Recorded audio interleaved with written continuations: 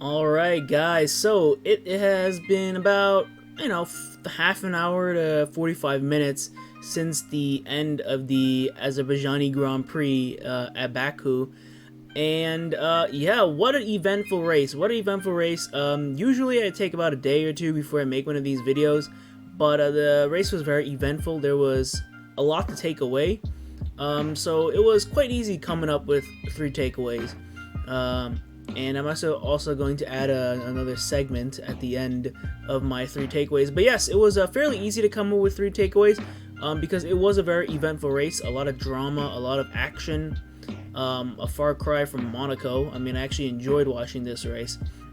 So yeah, 3 takeaways, and let's get to takeaway number 1. So my first takeaway is basically kind of on the importance of a second driver, right? Or having a good second driver or a good teammate, right? Because, this is something that a lot of people talk about with Verstappen over the past couple of years, right? For the past couple of years, Verstappen, he's been basically ganged up on by Bottas and Hamilton. And, for all, for what it's worth, I mean, Verstappen has done very well for himself, even though he's been ganged up on. And, everybody's been saying, well, Max needs a second driver. Gasly didn't quite cut it.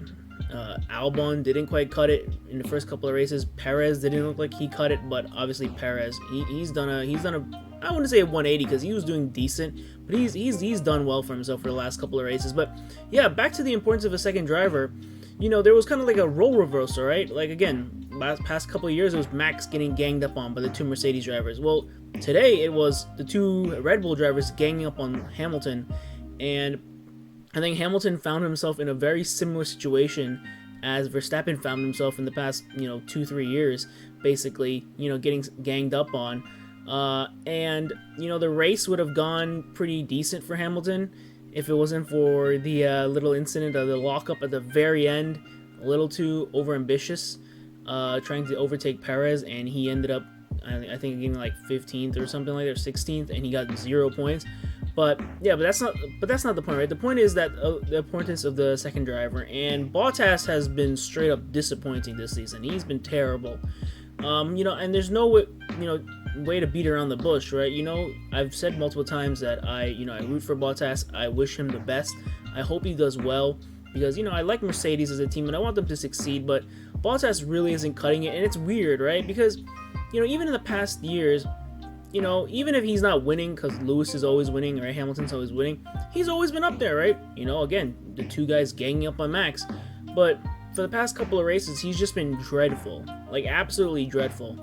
And that might be, that might have to do with, maybe the car and not really looking too good on street circuits and stuff. But still, he has not been good. He has to be better.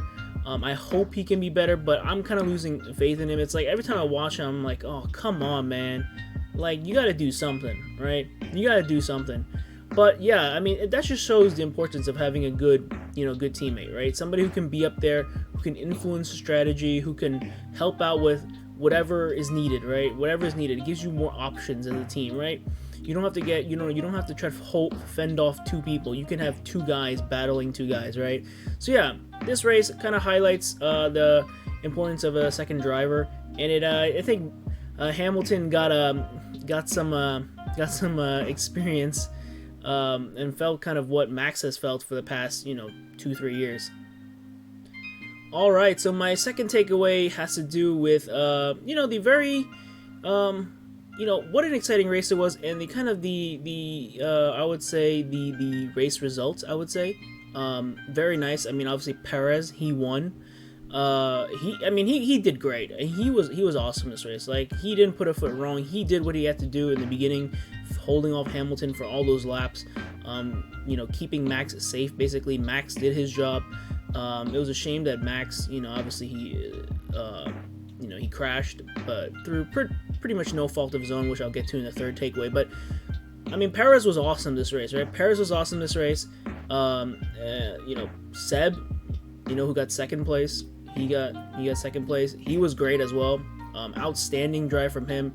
In my kind of preseason predictions, I predicted he was going to be 4th in the driver championships, and now he's probably not going to get 4th. He's probably going to get nowhere near 4th, but still a fantastic race for him, and I'm always going to be rooting for him. And then in 3rd place, good for Gasly. I mean, Gasly, this season he's had his fair share of misfortunes, so getting a podium for him is awesome.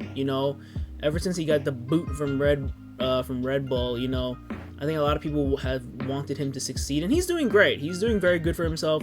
The AlphaTauri car is a midfield car, but he's driving very well, and he took his chances. He held off Leclerc at the very end, so good for him, right? Good for him. And then then you have Charles. Kind of feel bad for him. He started on pole. He just didn't have the pace, and I mean, he still ended up 4th, which is good. A good result for, I guess, obviously for Ferrari, but. You wouldn't know. He definitely wanted a podium, but Gasly held him off, so good for that. So in general, the top 3 or 4, 5 drivers, very interesting. Fresh kind of podium, something you probably didn't expect at the beginning of the race. So yeah, it's always nice. And the final takeaway has to do with the tire situation. So if you guys didn't know, 2 drivers basically had to DNF the race because of what is supposedly tire failure, right?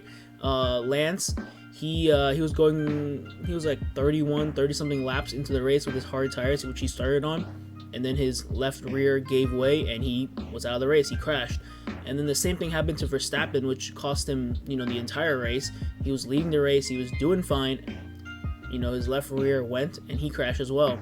So I think there is going to be a lot of talk between Pirelli, who I think they supply the tires for Formula One, and all the teams. They got to figure out, in these next couple of weeks before the next race, what went wrong, because this is very dangerous, right? This is not even about making the race exciting, right? This is just straight up dangerous, right? You got drivers driving at 180, 190, 200 miles an hour. And then suddenly one of their wheels just goes. Like, that is so dangerous, especially if a driver hits the wall very hard. That is extremely dangerous, and there is going to be obviously investigations into what happened. And Pirelli, they have to find a way and figure out how to fix this, because this is not very safe. I think the next race is in France at Paul Ricard, and there's a lot of fast straights there as well. And so if something like this happens again, somebody can get seriously injured. So there's unfortunate, because I think Lance, he was doing really good. He was holding his own. He was going very long before, I guess, he was going to swap onto, I would assume, soft tires or something. That never happened. And then Max should have won the race, but obviously the tires failed him. And so, yeah, Pirelli's got to figure their thing out, and it just goes to show how one little thing can change the race, right? These tires, they have to withstand so many, wear and tear to get to where, they need to be. So it's pretty crazy. But yeah, the tires, they got to be looked at. They got to be fixed. And hopefully none of this happens anymore. I mean, because it's just straight up unsafe. All right, and to the final segment, which I decided to add to these race takeaways, was just to give my own, driver of the day. Formula One, they do their own poll and stuff. And in Formula One's poll, Sebastian Vettel won driver of the day, and I would have to agree. He missed out on Q3 in qualifying because of the red flags. So I think he was a bit bummed there. But, he starts 11th, he gets tire selection. And I think he was on the soft tires, and he went a good 6-7 laps or something, longer than everybody else, which gave him a lot of life at the end of the race. And on top of that, he had another set of new softs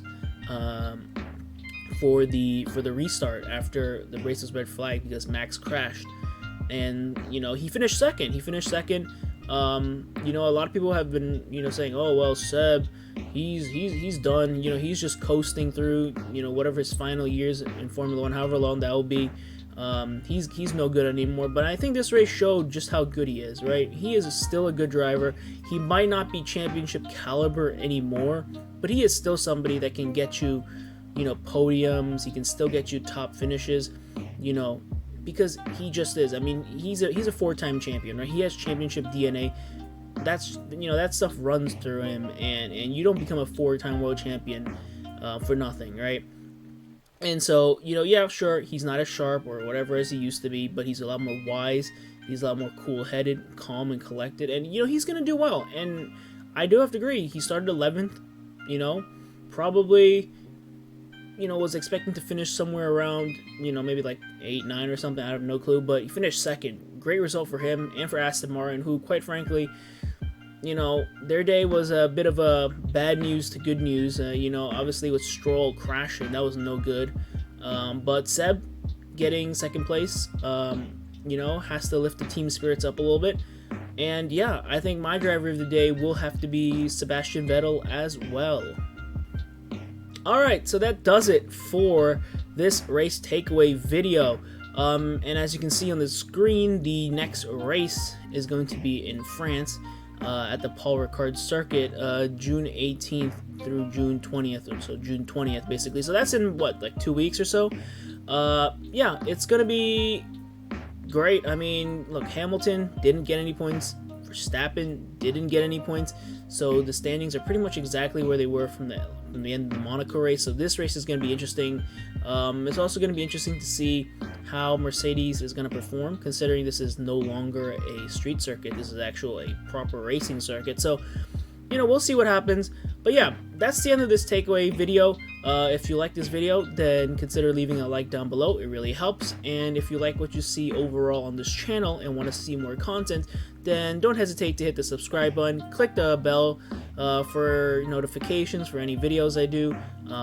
You know, I have a great series running right now looking at houses in the United States, state by state. On Zillow, and so you should definitely check that out. I'll definitely have more Formula 1 videos, and obviously at the end of every race you can definitely expect a race takeaway video. So that'll do it for me, and yeah, I'll catch you guys next time.